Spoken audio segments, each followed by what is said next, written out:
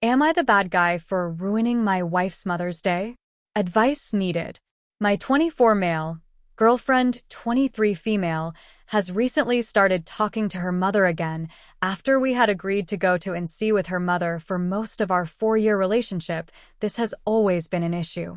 My wife was abused and neglected as a child, but has continued to contact her mother behind my back. Even when I've always asked her if she wanted a relationship with her mother. I did not want her mother to know where we lived or worked. She did not deserve any updates about myself or our children, but she always said she did not want a relationship with her mother. These boundaries had been broken consistently over the last 4 years, and she always states my mom wanted to know where we lived, or my mom wanted to see the kids. Typically, their relationship only lasts a few months, as her mom will go back to her abusive ways, and my girlfriend will come back looking to me for comfort. Her attitude always changes when she's been around her mom, being agitated towards me and our kids. Recently, I agreed to her going back in contact with her mom as long as the same rules applied. However, I added that I do not want to hear about it if her mother goes back to treating her the same way. I know this may seem cold-hearted.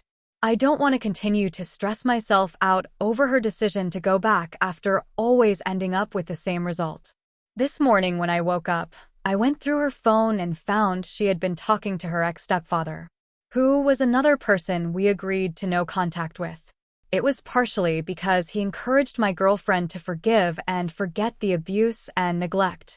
It's also because he made comments such as things, "It's a shame I'm not younger." When I asked her about it, she said she forgot.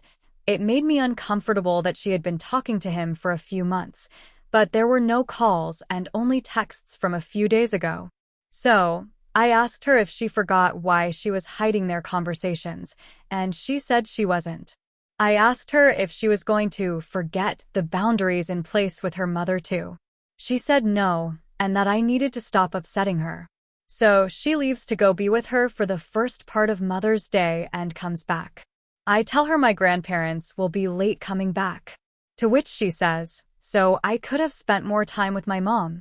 I asked her, "So you would rather spend your time with your abuser on Mother's Day than with your children?"